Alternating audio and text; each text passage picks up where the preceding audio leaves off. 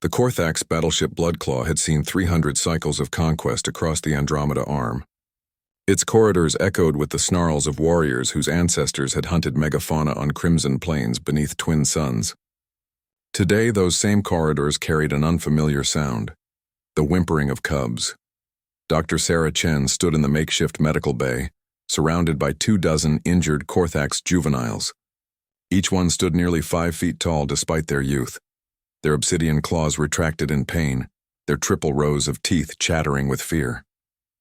The smaller ones, barely 4 solar cycles old, clutched torn limbs against their scaled bodies, trying desperately not to show weakness. "They won't let our medics touch them," Commander Thraxzul growled, his massive frame filling the doorway. The veteran warrior's amber eyes held something Sarah had never seen in a Korthax before: helplessness. They're in shock. The mining colony explosion, it was their first battle exercise. Sarah's jaw tightened. Children. They'd sent children into a training scenario that had gone catastrophically wrong, but she pushed the anger down, channeled it into focus. Right now, these cubs needed her steady hands, not her judgment. "Tell them to form a line," she said quietly. Thraxzul's ear slits flattened in surprise. "Human Chen, with respect, these are Korthax young. Even injured, their instinct is to show strength." "I know," Sarah met his eyes. "Tell them that's exactly what I'm asking them to do. Standing in that line, letting me help them, that's strength." The commander's mandibles clicked in thought, then he turned and barked orders in the harsh, guttural Korthax tongue. The cubs stirred, confused. One of them, a female with a deep gash across her shoulder, snarled in defiance. "You ask us to submit to prey?" She spat, her standard faltering but clear. "Humans have no claws, no armor." "You are soft." Sarah didn't flinch. She'd heard worse in her 15 years practicing xenomedicine across hostile territories. Instead, she rolled up her sleeve, revealing a patchwork of scars, some from scaled claws, others from plasma burns, still more from chemical exposure on worlds where the atmosphere itself was poison. "You're right. I am soft," Sarah said, her voice carrying across the bay. "I have no claws. My teeth can't tear through hull plating. I can't see in 3 spectrums or smell fear from 100 meters away." She paused, holding up her hands. "But these hands have sutured wounds on 73 different species. They've held beating hearts during surgery. They've pulled children, human, Korthax, Velix, and others, back from death itself." She stepped forward, approaching the injured female cub directly.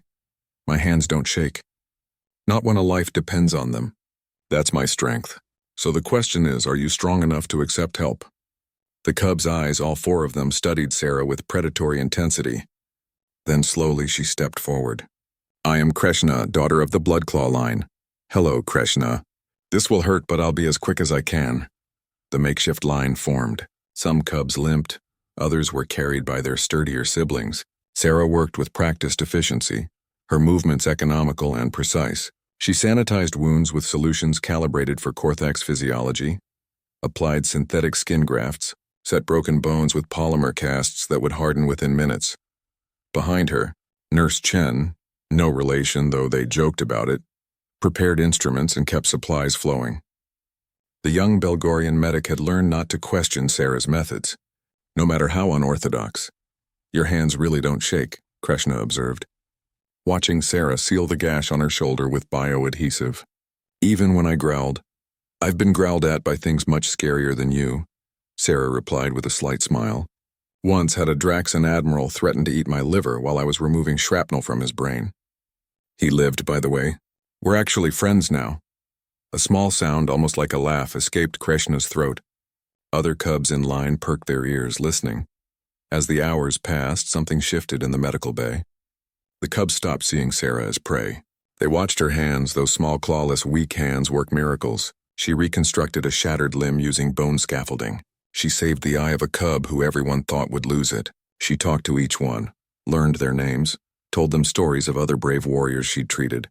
"Why do you do this?" one of the younger cubs asked, his voice barely a whisper. "We are predators. Your kind. You are supposed to fear us." Sarah paused, considering the question while she wrapped his fractured tail. "Because every species I've met has the same thing inside them. The will to survive, to protect their own, to hope for tomorrow.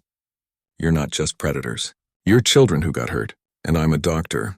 That's all that matters in this room." Commander Thraxzul had remained in the doorway the entire time, watching. Now he approached, his massive shadow falling over Sarah. "The Korthax respect strength above all else," he rumbled. "We thought humans weak because you lack our natural weapons. But I see now. Your strength is different. You face pain, fear, and death with those soft hands, and you never flinch." Sarah finished with the last cub, a tiny male with a broken arm who'd tried so hard not to cry, and finally allowed herself to feel the exhaustion. Her back ached. Her eyes burned. But 24 cubs were bandaged, medicated, and recovering. "In our culture," Thraxzul continued, we have a word. Shrakthal. It means unyielding in the face of the hunt. We use it only for our greatest warriors." He placed one massive clawed hand over his chest in salute. "You are Shrakthal, Dr. Chen." The cubs, all 24 of them, mimicked the gesture. Sarah's hands never shook during surgery, but now, surrounded by these predator children showing her their highest honor, she felt them tremble just slightly. She steadied them against her sides. "Thank you, Commander. Now these cubs need rest, and so do I. But first," she fixed him with a hard stare, "we're going to discuss why juveniles were anywhere near live explosives." Thraxzul's ear slits flattened. Even the fiercest predator in the sector knew better than to argue with Dr. Sarah Chen when her hands were on her hips. Some battles, after all, weren't won with claws.